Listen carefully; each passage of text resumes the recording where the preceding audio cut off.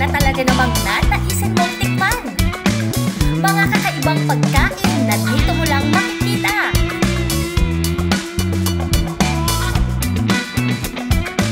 Tara na at makisuko dito lang sa Eat Lang ng Eat!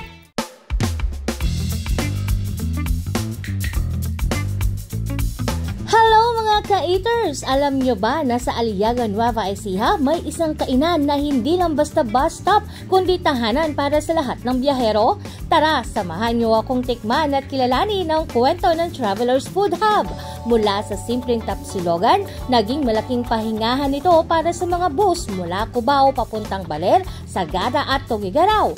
Lalo pa nung nagbukas ang Central Luzon Expressway, naging paborito na itong tambayan ng mga biyahero. Pero alam nyo ba mga ka-eaters na dito sa Travelers Food Hub may libreng lugaw para sa mga pasaherong sakto lang ang pamasahe. At syempre, libre rin kumakain dito ang mga bus at van drivers basta may dalang pasahero. Kaya naman bukas sila 24 oras para sa lahat.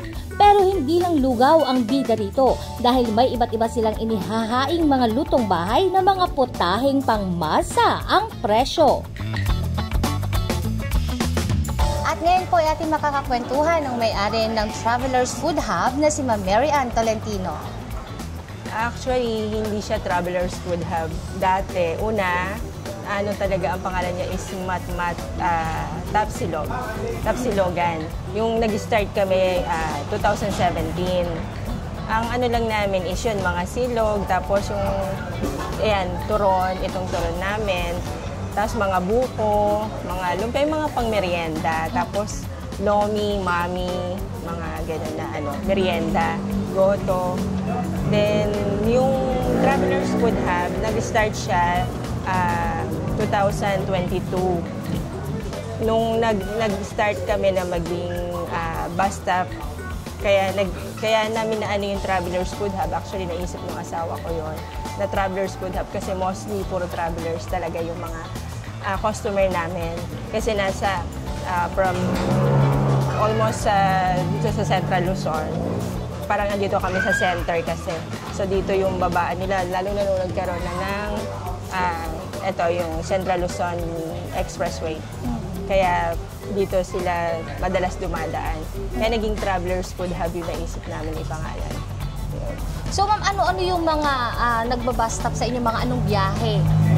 Yung Genesis is Baler, Cubao. Tapos meron ding from Cubao to Sagada. Tapos Cubao to Tugigaraw. Yan yung mga biyahe na humihinto dito. And of course, syempre yung mga motorista natin na iba pang mapapadaan man dito, no? Tapos yung mga pampasahero ng mga van, yan, mga dito rin sila, yung usual na mga nagta-travel or na napapadaan talaga. Nahinto talaga sila dito pagka nadaan sila. So ma'am, nabalitaan din natin na ang Travelers Food Hub ay hindi lang basta nag-aalok ng mga affordable na masasarap na mga pagkain, kundi nagbibigay din ng tulong sa mga pasaherong sakto lang ang pamasahe. Napansin lang din kasi nung asawa ko na may mga pasaheros na parang, alam mo yun, nakikita niya na gustong kumain, kaya lang kasi siguro kulang talaga yung pera. So, pagka gano'n nung nakita niya, pinabigyan niya na. Tapos yun, nagkaroon siya ng idea na bakit hindi tayo maglagay ng free, kahit lugaw lang sa mga, yung mga hindi talaga afford talaga na kumain. Para at least kahit malayo yung biyahe nila, meron silang hindi sila magutom.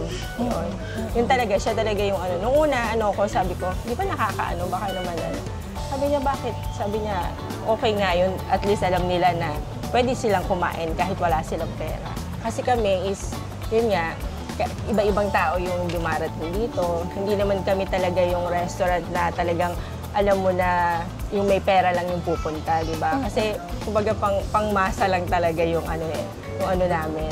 So yung mga affordable din naman yung mga pagkain. Kaya lang kahit na ganun lang kamura, pero yung iba hindi pa rin talaga afford. Hanggang kailan nyo planong gawin mo? Hanggat nandito kami.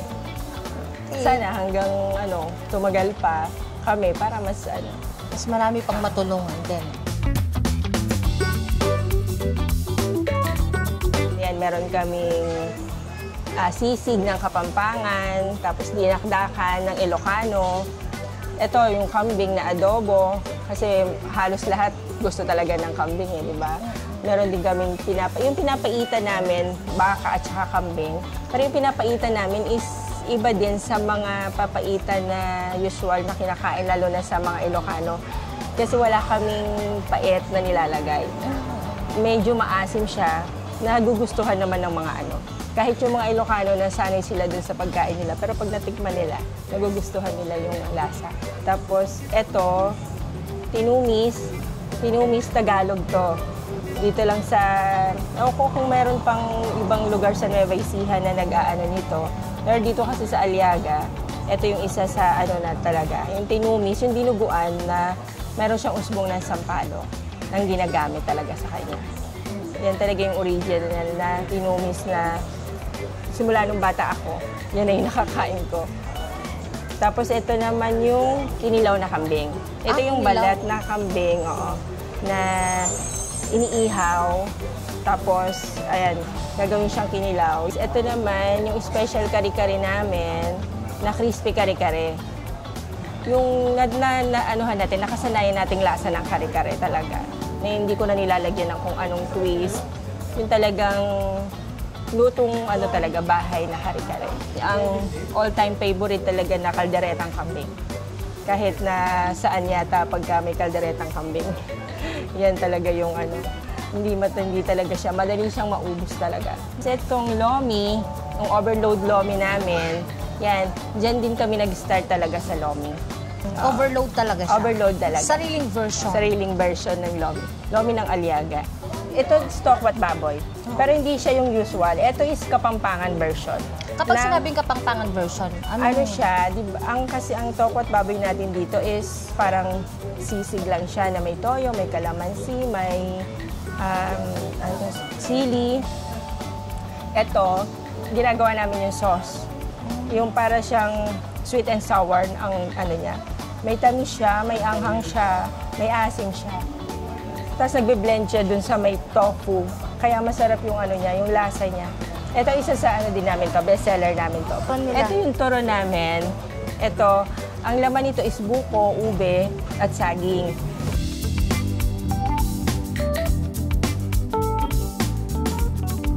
Pansamantala ka mang malayo sa inyong tahanan ay mayroon ka namang mahihintuan kung saan mga lutong bahay ang matitikman na bubusog sa inyong mga tiyan. Mga putahing maaaring karaniwan lang, ngunit sa malambot at malinamnam nitong lasa ay talaga namang inyong babalikan. Kaya mga ka-eaters, kung mapapadpad kayo sa Santa Rosario, Aliaga, Nueva Ecija, huwag kalimutang mag-stop over sa Travelers Food Hub. Siguradong mabubusog ka na sa halagang 100 pesos, busog pa sa kwento at malasakit.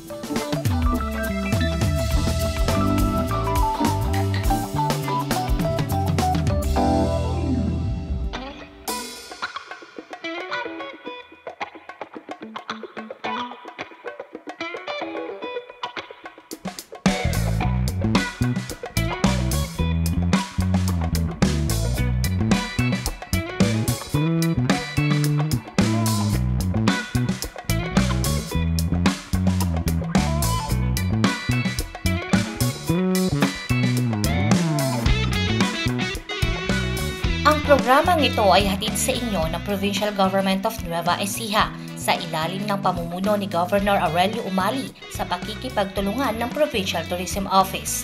Para sa mga karagdagang katanungan, maaaring kontakin ang 0991-432-1657 o 0953-175-1348 at maaari ding bisitahin ang aming Facebook page na Nueva Ecija TV48.